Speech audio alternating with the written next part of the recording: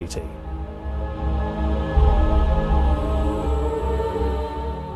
The Lisbon Treaty affects every bit of life in the UK and in all other community countries.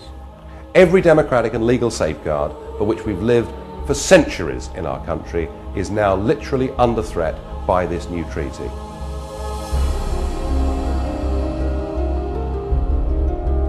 This Lisbon Treaty, or what was the rejected EU constitution, has been quietly resurrected and its ratification carefully stage managed to ensure it gets the vital signatures of member states.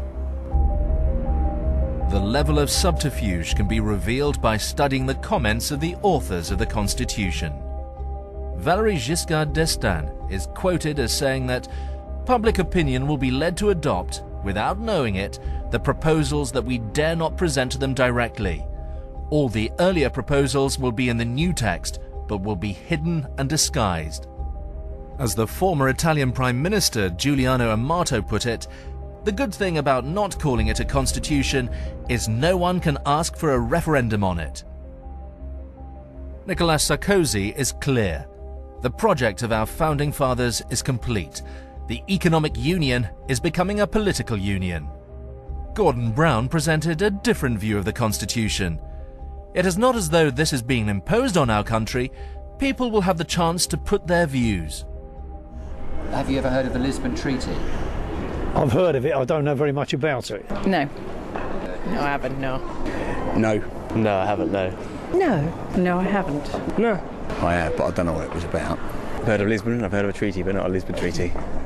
With the electorate now excluded from the process, the required politicians' signatures were all that was needed, some secured even before the treaty had been published. Incredible. Prime ministers, foreign ministers take a decision that a text they want to propagate as improved democracy should not be read by any citizen before it has been finally approved. Sign! Don't read. That's the message of the prime ministers and the foreign ministers. In my view, it's illegal.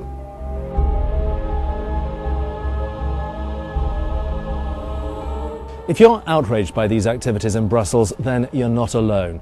In a survey conducted last year, people were asked about their views on the EU constitution.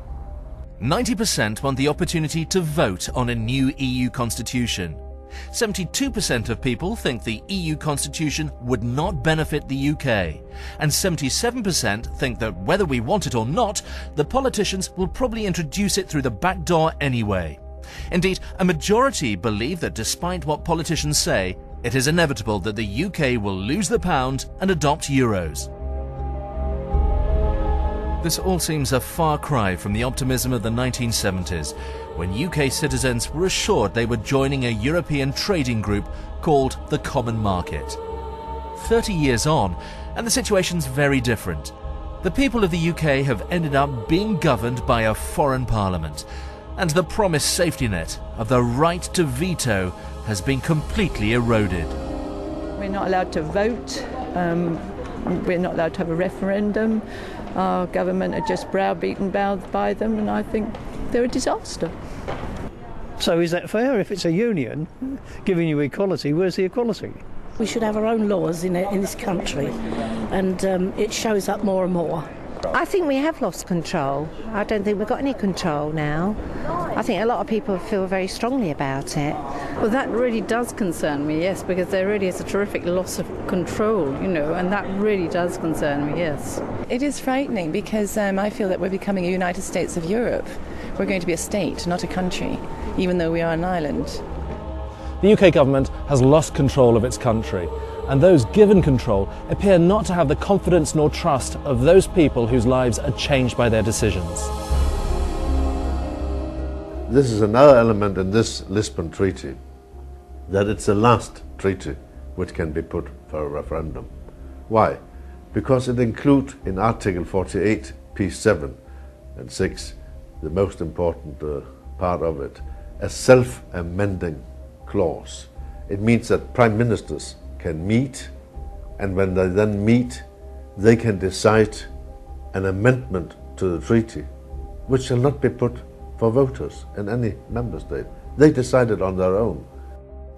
Well, anyone that watches this and says, surely it's not right that all our laws are made here by these institutions, what they must do is they must write to their MP and tell him or her they'll never vote for them again if they continue to allow 75% of our laws to be made here by these institutions, and worse still, to ratify this new treaty, this new EU constitution, without a referendum.